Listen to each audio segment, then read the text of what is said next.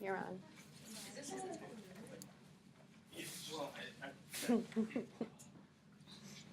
Okay, good morning, everyone. My name is Mr. Moon. How many of you, before we get started, how many of you have ever been to Subway before? Okay. How many of you enjoy eating Subway? Okay.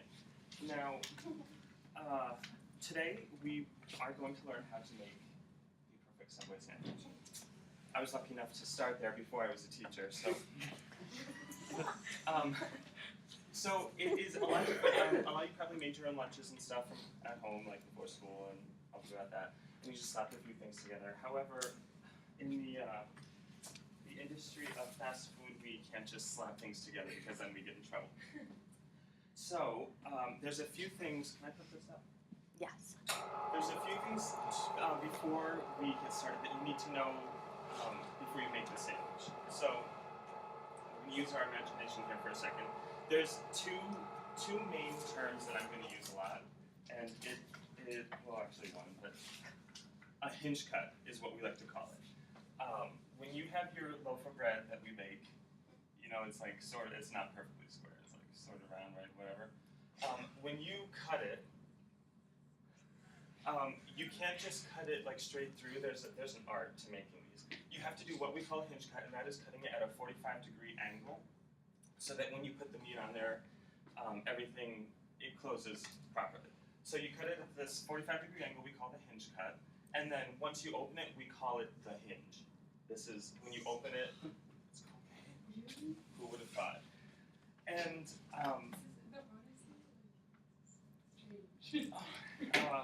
it's fun. So you're gonna wanna always keep that clean. Always keep that clean. Now, I gave you a sheet with the sub-formulas on it. We are only going to cover one of those today because of time constrictions. We're going to make a Black Forest ham sub today. I hope everyone loves that. And I brought some things for us to make. So, I'm going to, can I just pass this around and take a loaf of bread and a paperclip of internal belongings.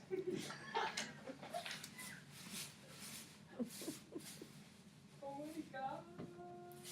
I also have lettuce and onions.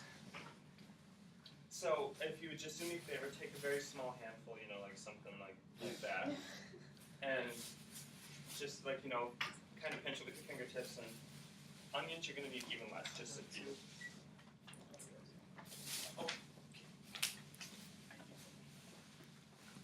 So while that's going around, I'm just going to say a few things. As you see on your sub-formula chart, we start with 8 pieces of meat for the Black Forest ham. Although all of our deli meats are 8 slices per sandwich, and we're making a foot long.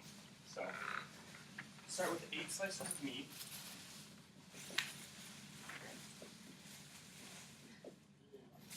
And then when you get to the cheese, you'll see on your sheet as well, it's 4 triangle slices.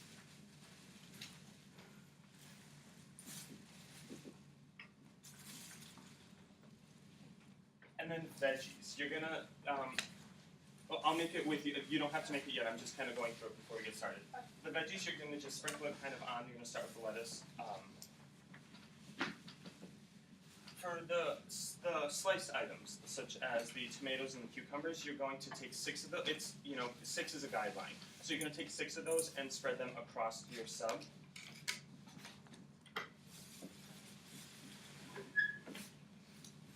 And then onions, you don't want those to be overpowering, so that's why you just take a few of them and spread them on. So I'm going to steal, I need 17, so you should be able to do it, and I should be able to do it. So going around. So, and if you look at the top of your bread, you'll see those 4 little marks on there. Those four black marks. Those are called score marks. And we do that so that, just for look, purely just for look. It does not do a single thing for the bread. It's just to make it look like you're getting elegant bread.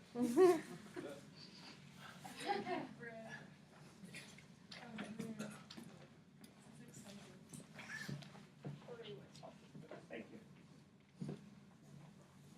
Oh, are we missing some people? Are we missing something?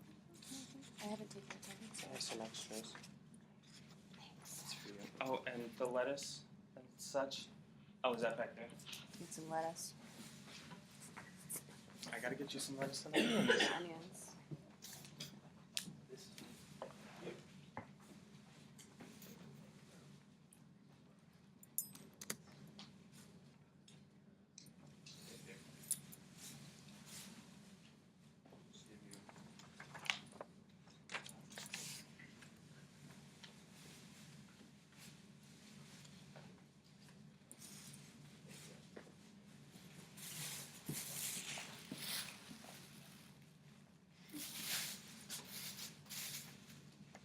May I just throw it? That's great. Okay, Thanks. great.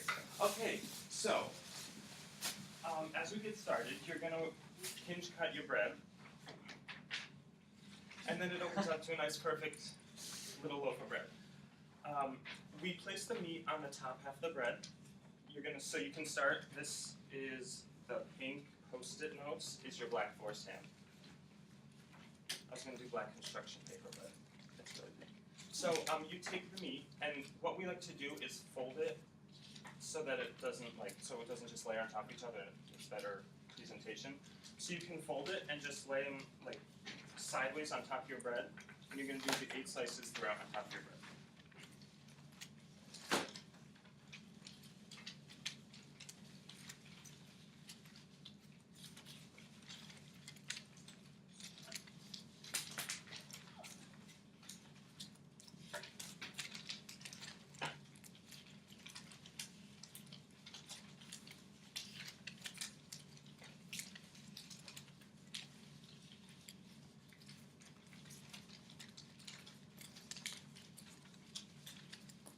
And after you do that, you should have 4 slices of cheese, 4 cheese triangles. You can lay those on there, alternating them so that they kind of like slide into one another, like that. And you just put those on top of the meat, on the top half of the bread.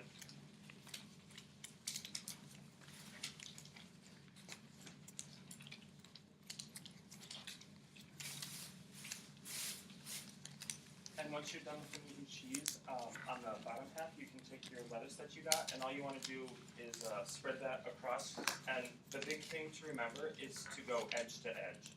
That's what you want. So even if it looks like on the bottom half, yep. And you do this keeping the hinge clear, because the hinge being clear is essential to closing it mess-free, if you will. So we start with the lettuce on the bottom, and then you can take your tomatoes. You have 6 of those, and you just edge to edge. It's okay for them to be on top of each other. Just go on top of the lettuce, and do the same with the cucumbers. It's the same exact thing, and those are a little smaller typically, so they may not touch as much.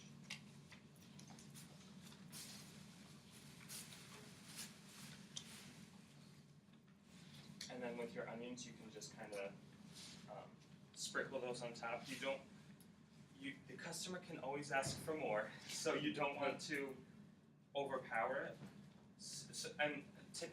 They recommend 6 for 6 black olives, and you're not going to put 6 tiny little black olives on each stuff.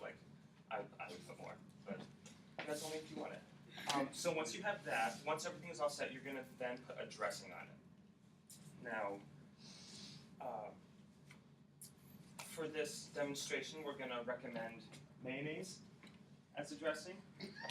And for dressing, any type of dressing, you're going to take it and you're going to do 3 swipes across. It's 3 edge to edge, 1, 2, 3. And if they want more, they can ask for more. So all you do is turn it over.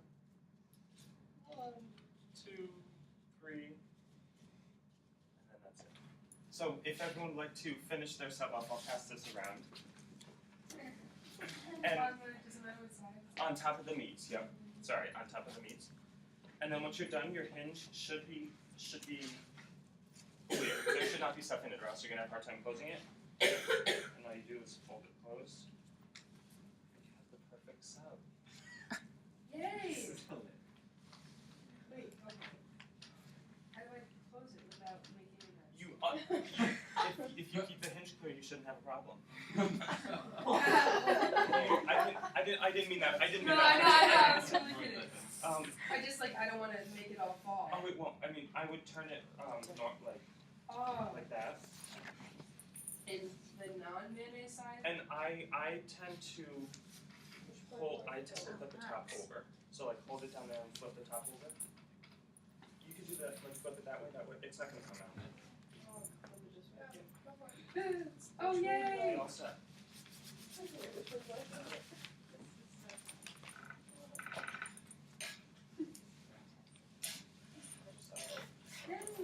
It's if you turn it the other way, Cassie, like if you flip it like that, yep, flip the veggies right up and it won't go anywhere.